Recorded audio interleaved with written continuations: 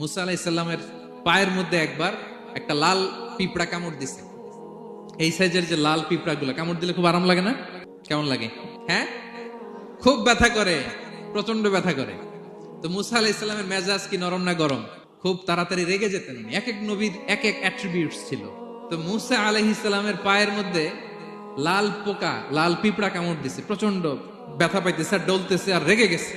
রেগে তাকায় দেখে এদিকে লাল পিঁপড়ার বাসা, যে পা দিয়ে ডোলে সবগুলোরে মেরে ফেলছে। তো ঘটনাটা ছিল, মুসা আলাইহিস সালাম আল্লাহকে জিজ্ঞেস করছিলেন এই ঘটনাটা আল্লাহ কেন ঘটাইছে। আল্লাহকে জিজ্ঞেস করছিলেন, আল্লাহ আযাব যখন কোন এলাকায় পাঠান তখন তো শুধু জালিমরাই মরে না, ভালো লোকগুলাও তো মারা যায়। তো এই আযাবে ভালো লোকগুলা কেন মরে? আল্লাহ উত্তর দেয় না, এই ঘটনা ঘটাই দিছে। পিঁপড়া যখন কামড় দিছে রেগে সবগুলো মেরে ফেলছে। আল্লাহ বলে, মুসা কামড় দিছিল কয়টা? কয় আল্লাহ একটা। তো ওগুলার মারলা কেন? অ্যাকশনে যখন যায়, এত কিছু দেখে অ্যাকশন নেওয়া যায়। Big